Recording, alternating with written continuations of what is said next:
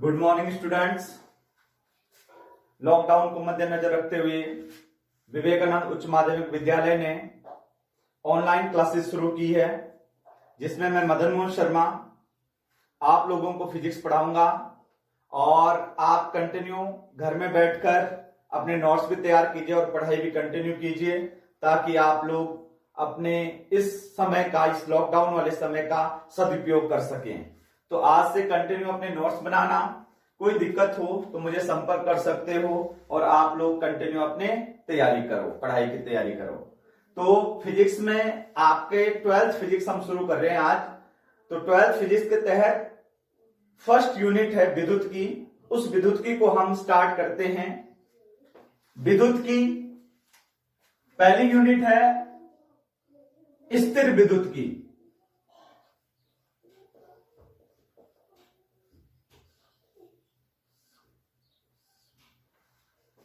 विद्युत की में हम विद्युत से रिलेटेड बातें पढ़ते हैं। विद्युत मतलब जो लाइट है, यानी कि हम आवेश के बारे में पढ़ेंगे इस यूनिट में। अगर आवेश बच्चों स्थिर अवस्था में है तो उस विद्युत की को हम कहते हैं स्थिर विद्युत की।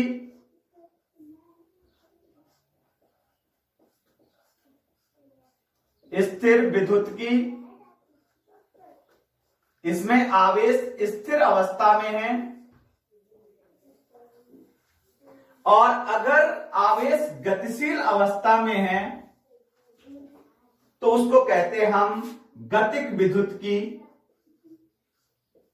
या धारा विद्युत की।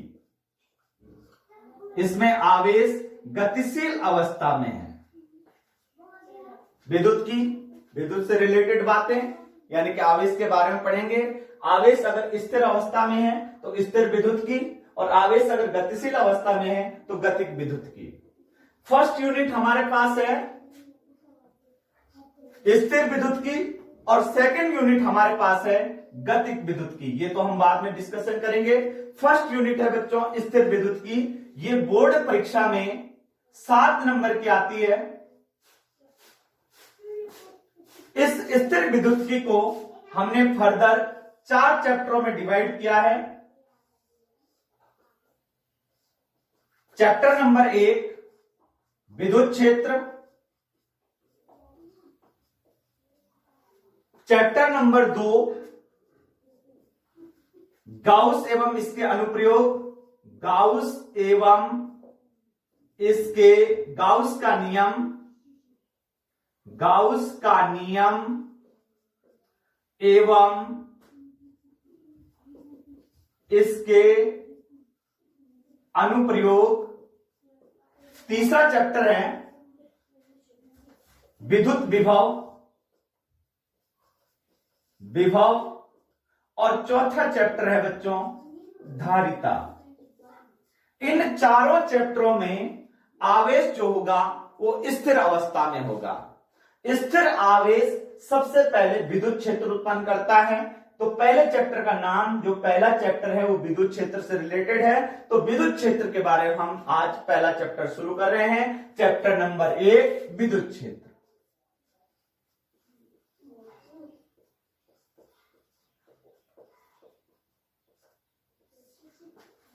पहले पेज पे आप ये चीजें मेंशन करेंगे और फिर उसके बाद चैप्टर के हेडिंग डालते हुए विद्युत क्षेत्र आप शुरू कर रहे हैं आज। बच्चों, हम विद्युत के बारे में पढ़ रहे हैं और विद्युत का सबसे ओरिजिन पार्ट है आवेश। आवेश कैसे हमारे को पता चला कि इस दुनिया में आवेश है? आज से 600 ईसा पूर्व बोल्टिक सागर के किनारे एक अंबर नाम का पदार्थ पाया जाता था। यह पदार्थ ऐसा था बच्चों कि अगर इस पदार्थ को हम घर्षित करते थे तो इस पदार्थ के अंदर छोटे छोटी वस्तुओं को आकर्षित करने का गुण आ जाता था। जब पदार्थ उसने छोटी छोटी वस्तुओं को आकर्षित किया एम्बर ने, तो हमने इस बात को यह कहा कि पदार्थ विद्युतमय हो गया है, यानी कि अंबर अब आवेशित हो गया है। सीधा सिंपल भाषा में, कोई भी पदार्थ घर्षित करने पर अगर छोटी छोटी वस्तुओं को आकर्षित करता है तो समझ लेना वो पदार्थ आवेशित है। तो क्या आप में से इस क्लास में बैठे हुए बच्चों में से कोई बच्चा है इस क्लास में, हाथ रेज योर हैंड, जिसने कभी किसी पदार्थ को आवेशित किया हो? बिल्कुल सही। बचपन में हम स्केल को अपने बालों से घर्षित करते थे तो स्केल कागज के छोटे छोटे टुकड़ों को आकर्षित करता था। वही हमारे पास, यानी कि स्केल क्या हो गया है, कुछ देर के लिए आवेशित हो गया। ये उस दौर की घटना थी। फिर हमारे को धीरे धीरे पता चला कि बहुत सारे ऐसे पदार्थ हैं जो घर्षित करने पर छोटे छोटे टुकड़ों को अपनी ओर आकर्षित करते हैं। हमने उन सारे पदार्थों की एक सूची तैयार की और उनके बीच में प्रतिक्रियाएं कराई। मान लो बच्चों,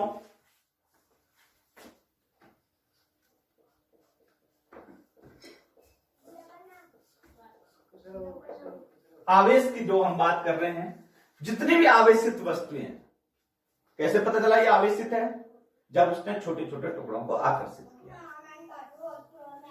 जितनी भी आवेशित वस्तुएं थी, उन वस्तुओं को हमने एक दूसरे के संपर्क में लाया तो उन वस्तुओं में सिर्फ दो ही घटनाएं घटी, या तो वस्तु आकर्षित हुई या वस्तु प्रतिकर्षित हुई। इसके अलावा कुछ और घटना घटी नहीं।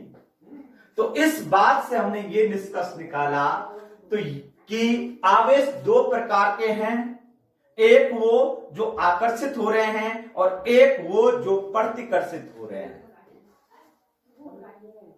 इस निष्कर्ष से देखिए बच्चों, मान लो एक कांच की छड़ है, उस कांच की छड़ को हमने घर्षित किया तो कांच की छड़ आवेशित हो गई और उसको हमने स्वतंत्रता पूर्वक लटका दिया। ये कांच की छड़ है, आवेशित कांच की छड़। मान लो इस पर आवेश है x, हमें नहीं मालूम कि आवेश कौन सा भी। इस एक दूसरी कांच की छड़ ली तो निश्चित बात है दोनों कांच की छड़ है, उस पर भी आवेश होगा x।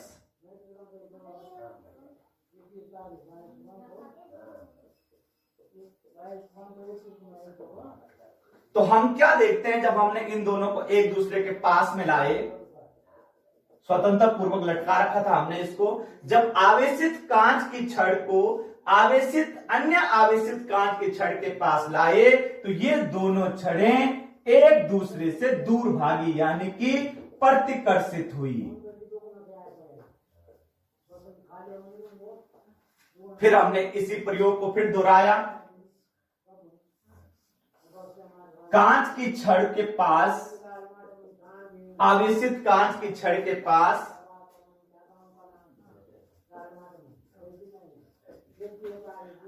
एक दूसरी प्रकार की छड़ लाए, एबोनाइट की छड़। मान लो इस पर Y आवेश है, एबोनाइट की छड़। ये दोनों छड़ें आपस में आकर्षित हुई। फिर इसी प्रयोग को हमने क्या किया कि एबोनाइट की छड़, जिसको हमने Y आवेश नाम दिया अभी, इसके पास में लाए एक दूसरी एबोनाइट की छड़। ये दोनों एबोनाइट की छड़ें हैं, दोनों आवेशित एबोनाइट की छड़ है। ये दोनों छड़ें भी आपस में क्या हुई है, प्रतिकर्षित। ये हमारे पास आवेशित वस्तुओं का रिजल्ट आया उस समय की घटना के अनुसार। ध्यान से देखिए, ये दोनों कांच की छड़ है, प्रतिकर्षित हो रही है। ये दोनों एबोनाइट की छड़ें हैं, ये भी प्रतिकर्षित हो रही है, जबकि कांच की छड़ एबोनाइट की छड़ से आकर्षित हो रही है। ये एक्सपेरिमेंट था उस दौर का, जिसने हमें इस बात पर एक निष्कर्ष निकालने के लिए मजबूर किया कि आवेश सिर्फ और सिर्फ दो प्रकार के हैं, एक वो जो आकर्षित हो रहे हैं और एक वो जो प्रतिकर्षित हो रहे हैं। इन आवेशों को हमने नाम दिया धन आवेश एवं ऋण आवेश। इन आवेशों को हमने क्या नाम दिया है, धन आवेश एवं ऋण आवेश। तो इस पूरे घटना चक्र से हम इस निष्कर्ष पर पहुंचे हैं कि आवेश दो प्रकार के होते हैं, आवेश दो प्रकार के होते हैं। नंबर 1 धन आवेश और नंबर 2 ऋण आवेश। और दूसरा, हम इस प्रयोग से इस निष्कर्ष पर पहुंचे हैं कि जो समान आवेश है, समान आवेश प्रतिकर्षित होते हैं, जबकि विपरीत आवेश आकर्षित होते हैं। तो बच्चों, कांच की छड़ पर मान लो नहीं, बाद में हमने पता चला इस पर प्लस आवेश था, तो प्लस प्लस एक दूसरे से क्या हो रहे हैं, दूर भाग रहे हैं। एबोनाइट की छड़ पर माइनस आवेश, इस पर भी, इस पर प्लस आवेश कांच की छड़ पर, तो प्लस और माइनस क्या हो रहे हैं, आकर्षित हो रहे हैं। फिर वापस एबोनाइट की छड़, माइनस आवेश, इस पर भी माइनस आवेश, ये दोनों आपस में क्या हो रहे हैं, प्रतिकर्षित हो रहे हैं। पूरा रिजल्ट इन चीजों पर डिपेंड कर रहा है, ये आपको याद रखना है। सारे घटना चक्र से ये निष्कर्ष निकला है।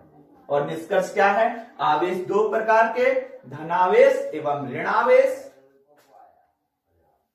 समान आवेश प्रतिकर्षित हो रहे हैं, जबकि विपरीत आवेश आकर्षित हो रहे हैं। ये था हमारा पहला एक्सपेरिमेंट उस दौर का, जब हम काफी कुछ आवेश के बारे में नहीं जानते थे। फिर आगे चल के और स्टडी की हमने ये देखा कि ऐसी क्या वजह थी कि घर्षित करने पर वस्तु आवेशित हुई। तो इस बात को हमने इलेक्ट्रॉनिक के सिद्धांत से एक्सप्लेन किया। तो नेक्स्ट टॉपिक हमारे पास है आवेशन का इलेक्ट्रॉनिक सिद्धांत।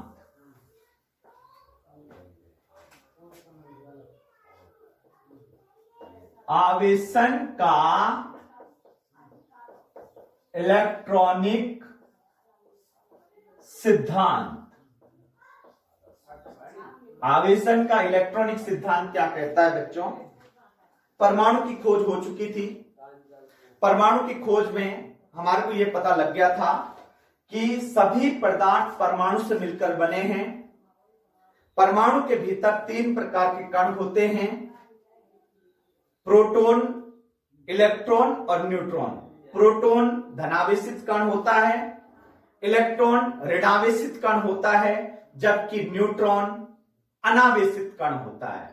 इसका मतलब यह हुआ कि आवेशित कण सिर्फ दो हैं, एक प्रोटॉन और एक इलेक्ट्रॉन। साथ में यह भी पता चल चुका था कि जो परमाणु है वो विद्युत रूप से उदासीन है, उस पर कोई आवेश नहीं है। परिणामी आवेश क्या है? शून्य। इसका सिर्फ एक ही रीजन हो सकता है कि अगर किसी पदार्थ के भीतर प्रोटॉन और इलेक्ट्रॉन की संख्या समान है तो निश्चित बात है वो विद्युत रूप से उदासीन है। तो परमाणु भी उसी प्रकार से विद्युत रूप से उदासीन है। ये मान लो एक परमाणु है, इस पर प्रोटॉन की संख्या और इलेक्ट्रॉन की संख्या समान है, यानी कि धन और ऋण समान है, इसलिए इस पर कुल आवेश का मान क्या है बच्चों? 0। Number of proton equal to number of electron, इसलिए जितना प्लस उतना ही माइनस, और कंप्लीट क्या हो गया? न्यूट्रलाइज। कुल आवेश का मान 0। अगर गलती से या किसी प्रक्रिया के द्वारा इस पदार्थ से एक इलेक्ट्रॉन की कमी हो या इसमें इलेक्ट्रॉन की अधिकता हो तो निश्चित बात है आवेशों का इनबैलेंस हो जाएगा, एक ज्यादा हो जाएगा, एक कम हो जाएगा। मान लो ये पदार्थ जो हमारे पास विद्युत रूप से उदासीन था, इस पदार्थ से हमने एक इलेक्ट्रॉन को बाहर निकाल दिया। अब इसमें क्या हो गया बच्चों? इस पदार्थ के भीतर number of proton is greater than of number of electron. अब ये हमारे पास जो ग्रेटर हुआ यानी कि प्लस ज्यादा आ गया है, इसलिए इसको हमने नाम दे दिया कि ये वस्तु इस समय धनावेशित हो गई है।